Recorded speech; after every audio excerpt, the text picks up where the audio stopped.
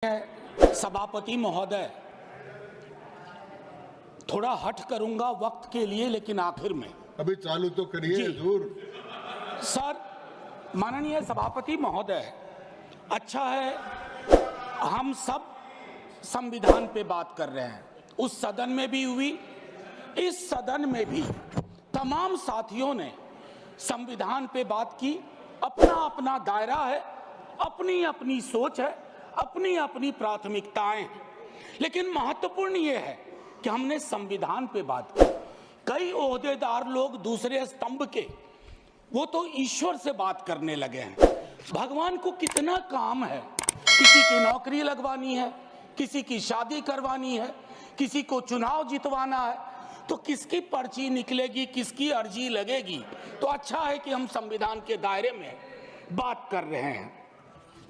माननीय सभापति महोदय, नेहरू जी पर बहुत चर्चा होती है। जब से इस संसद में आया हूं, और मैं इस नई सरकार के बाद ही सदन में आया हूं, बचपन में सोचा करता था पार्लियामेंट पहुंचूंगा, लेकिन आज एक कन्फेशन करता हूं, हमेशा अपने को विपक्ष में देखता था, तो विपक्ष में ही हूं।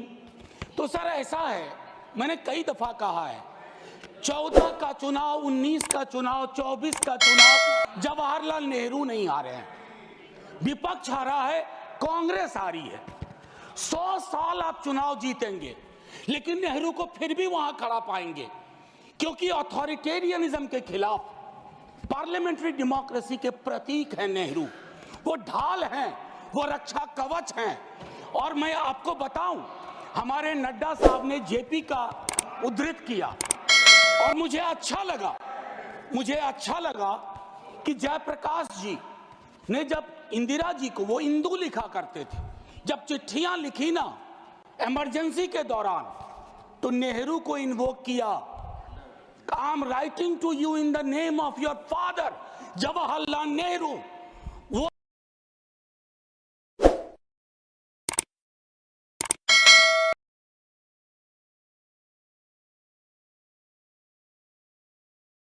ऐसे व्यक्ति थे, जब उनकी आलोचना नहीं होती थी तो छद्म नाम से अपनी आलोचना स्वयं करते थे।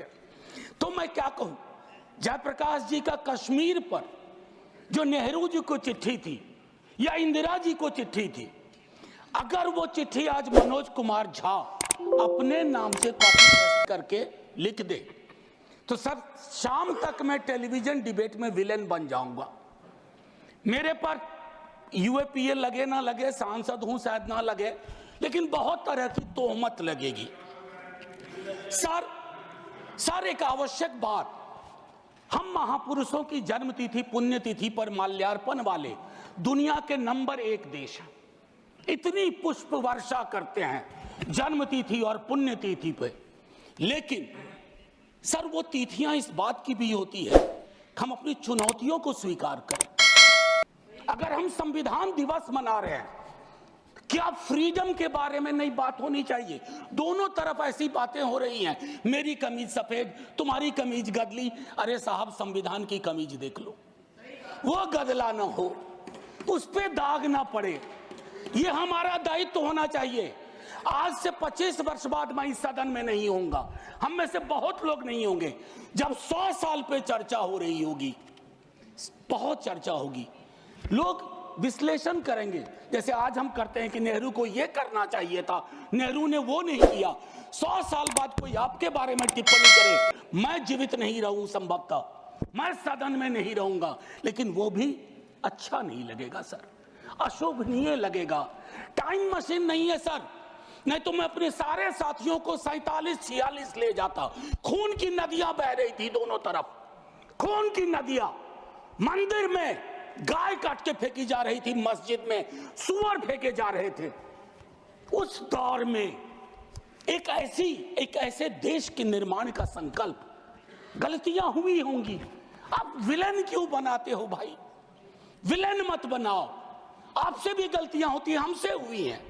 मैं सिर्फ इतना कहता हूं माननीय उपसभापति महोदय, कि जब हम तबसरा करते हैं इस तरह के नेताओं पे, तो हम भूल जाते हैं 47 में इस देश की क्या हालत है। सर आपने घर बनाया हो, मैंने नहीं बनाया अभी तक, मेरे पिता ने बनाया। सर, ग्राउंड फ्लोर बनाने में सबसे ज्यादा मेहनत लगती है, नींव है वो। नेहरू और अंबेडकर, पटेल, आजाद ने नींव डाली। आप सेकंड थर्ड फ्लोर बना रहे हैं, उन्होंने फर्स्ट फ्लोर बनाया, आप 5 फ्लोर और बनाइए, लेकिन नींव के बगैर फ्लोर किसी काम का नहीं है, ये याद रहना चाहिए। सर, माननीय उपसभापति महोदय, हमारे प्रधानमंत्री जी, भाजपा के कई साथी, और चूंकि ये संविधान की डायरेक्टिव प्रिंसिपल्स में है कि यूनिफॉर्म सिविल कोड, सर मैंने विस्तार से अध्ययन किया है, नड्डा साहब ने भी अध्ययन किया होगा, तमाम साथियों ने। सर, कई तरह के उस पर विचार थे, लेकिन डोमिनेंट विचार था कि इसको रखो, किसी दिन वक्त आएगा इस पर बात होगी। सर, 44 आर्टिकल जो कि ड्राफ्ट में 35 था, उससे पूर्व आर्टिकल 39 क्लॉज सी है sir, about concentration of wealth. Income inequality का इस देश में जो आलम है, हम टाइम बॉम्ब पे बैठे हुए हैं, टाइम बॉम्ब है ये, और ये सबको इंपैक्ट कर रहा है, ना सिर्फ गरीब मजलूम वर्गों को, मध्यम वर्ग को। अभी हालिया रिपोर्ट आई कि प्रॉफिट मेकिंग कंपनीज, लेकिन उनकी प्रॉफिट का एम्प्लॉय के सैलरी में कोई रिफ्लेक्शन नहीं है सर। रिलेटिव डिप्रिवेशन का जन्म हो रहा है। 44 तक पहुंचिए यूनिफॉर्म सिविल कोड तक, लेकिन रास्ते में एक मील का पत्थर है, आर्टिकल 39 सी। वहां रुकिए, ठहरिए, सोचिए इसको, क्योंकि अंबेडकर साहब को आप कोट कर रहे थे सोशलिज्म के बारे में कि वो कहते थे कि वो तो रचा बसा है, सेक्युलरिज्म रचा बसा, मानता हूं, लेकिन उन्होंने नेशनलाइजेशन ऑफ लैंड और इंडस्ट्री की भी बात की थी। मैं उसकी पैरोकारी आज के दौर में नहीं कर रहा हूं, लेकिन ये जरूर कहूंगा कि प्राइवेट प्लेयर्स ऐसे ना हो जाएं कि एक को चादर से ढकने के चक्कर में पूरा देश नग्न सच्चाई से रूबरू होता रहे, ये नहीं होना चाहिए। अब सर, मैं एक बात कहता हूं, आज जब मैं यहां बोल रहा हूं, इस देश के किसी न किसी कोने में सीवर से एक आध डेथ हो चुकी होगी, सीवर में उतर करके खुदाई चल रही है इस देश में, कई जगह खोदे जा रहे हैं।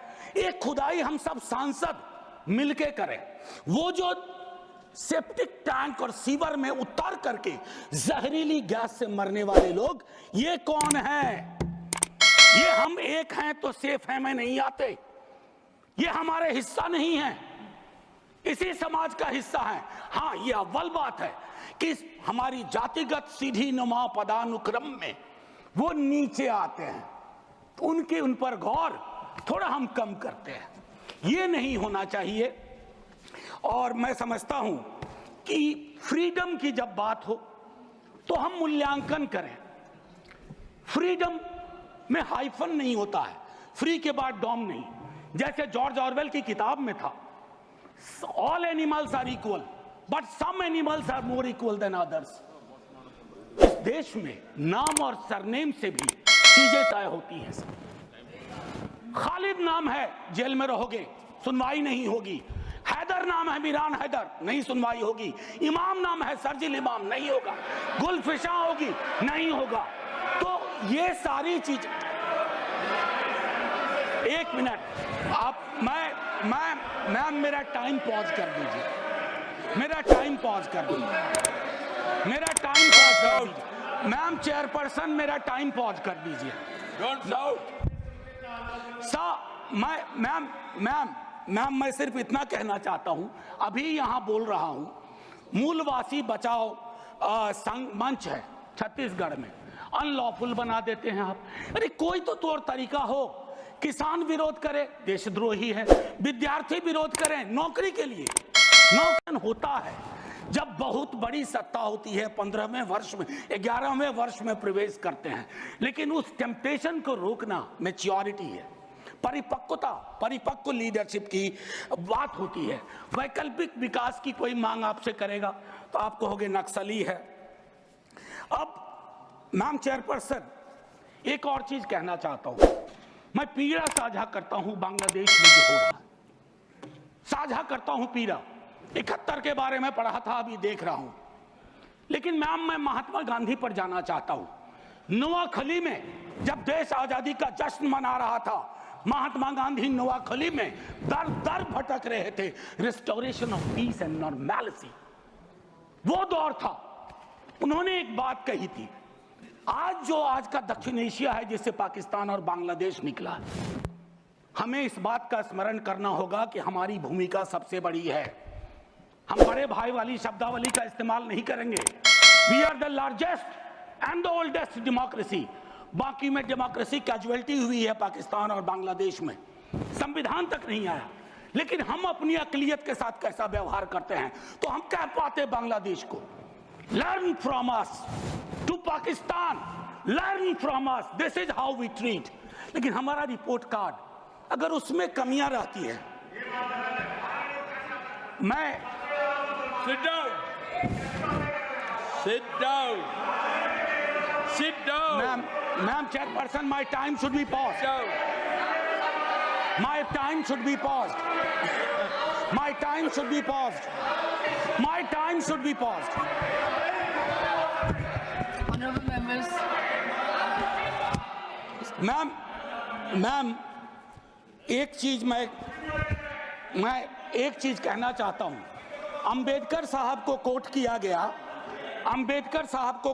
गया, और एक मिनट किसी की भावना आहत हुई है तो मैं वापस लेता हूं।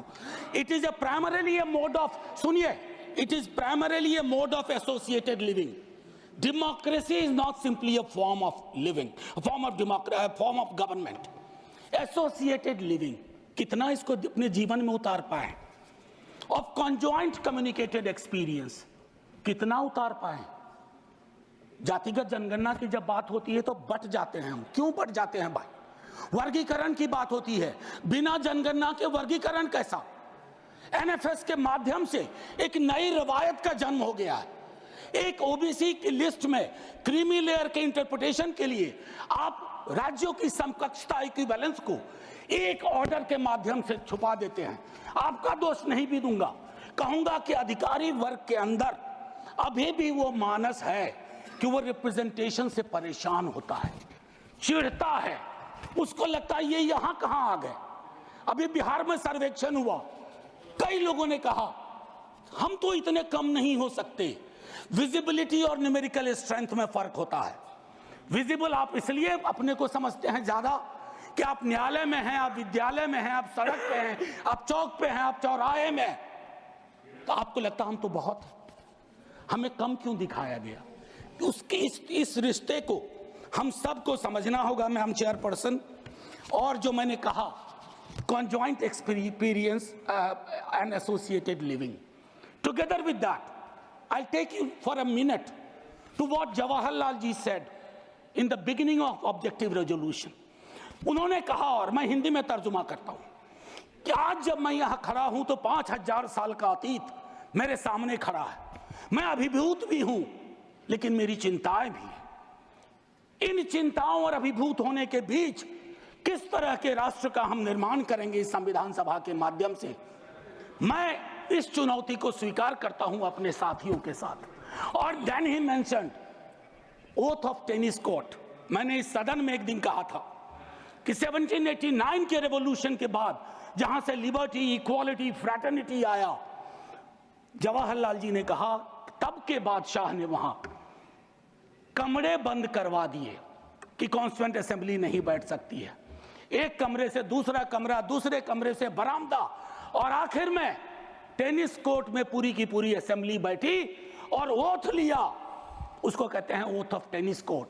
उन्होंने क्यों यह उदाहरण दिया कि हमारी डेमोक्रेसी में भी कभी इस तरह के चैलेंज आ जाए तो संसद इमारत की मोहताज नहीं होगी। संसदीय लोकतंत्र इमारत की मोहताज नहीं होगी, वो इबारत देखेगी, और इबारत में फर्क है। मैम आज मैंने कहा था हट करूंगा, 1.5 से 2 मिनट और चाहिए। अब मैंने कहा कि वन नेशन वन इलेक्शन की बात हो रही है, उस पर विस्तार से बोलूंगा जिस दिन अगर आया, अगर सिलेक्ट कमेटी को गया तो अलग बात है। लेकिन मैम इस देश में वन नेशन वन इलेक्शन था। नड्डा साहब ने कहा, मैं मानता हूं कई दफा क्या होता है, जब आप कोट करते हैं, हमारी यूनिवर्सिटी में कहते हैं कि सेमी कोलोन के बाद किसी को कोट मत करो, उसको हम लोग कहते हैं पुअर साइटेशन, कि किसी को कोट किया। जैसे आपको उदाहरण के लिए मैम 30 सेकंड में, कि मार्क्स ने कहा religion is the opium for masses, ऐसा कभी नहीं कहा मार्क्स ने।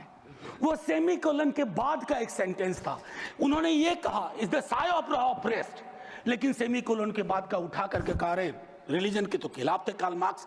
तो उसी तरह से साइटेशन के साथ दिक्कत है। मैं सिर्फ इतना कहना चाहता हूं, वन नेशन की वो साइकिल टूटी थी, वन नेशन वन इलेक्शन की साइकिल 60s मिड 60s में टूटी। आज क्या गारंटी है, हम कैसे अगले चुनाव तक ले जाएंगे? Will it be a proxy governance? Then it won't it undermine the idea of will of the people? मैं समझता हूं कि इस पर विशद चर्चा हो और तभी जाकर के एक Kindly conclude. बस अभी तो 33 सेकंड लिया है, 1 मिनट और दे दीजिए। मैम चेयरपर्सन, तारतम्य तो थोड़ा टूट जाता है, फिर भी अपनी एक बात कह के खत्म करूंगा। बाबा साहब भीमराव अंबेडकर के बचपने का एक छोटा किस्सा। क्लासरूम में बैठे हुए थे सबसे पीछे, शिक्षक ने कहा चूंकि मैथमेटिक्स में बहुत अच्छे थे, आओ इसको हल करो। ज्यों ही वो बोर्ड की तरफ बढ़े, जितने कास्ट हिंदू अपर कास्ट के लोग थे वो दौड़ के बोर्ड के पास गए, क्योंकि बोर्ड के पीछे उनका टिफिन बॉक्स था। उनको लगा ये पोल्यूट हो जाएगा। मैम आज वो मान्यताएं नहीं हैं, लेकिन पोल्यूशन प्यूरिटी की नई मान्यताएं आ गई हैं, एक्सक्लूजन की नई मान्यताएं आ गई हैं। और आखिरी में ऑस्विज एक जगह थी पोलैंड में, जहां जिसको सिर्फ गैस चैम्बर से मत समझिए, ऑस्विज के बनने में सालों की नफरत और घृणा थी, जिसका अंजाम ना सिर्फ जर्मनी में भुगता गया, पूरी दुनिया ने। तो ये नफरत घृणा, इस पर लगाम लगे ना तो हर मोहल्ले में ऑस्विज होगा। और आखिर में मैम, मैं आज जद पे अगर हूं, निशाने पे, मैं आज जद पे अगर हूं तो बदगुमान न हो, चिराग सबके बुझेंगे, ऐसी हवा किसी की नहीं होती। शुक्रिया मैम, जय हिंद।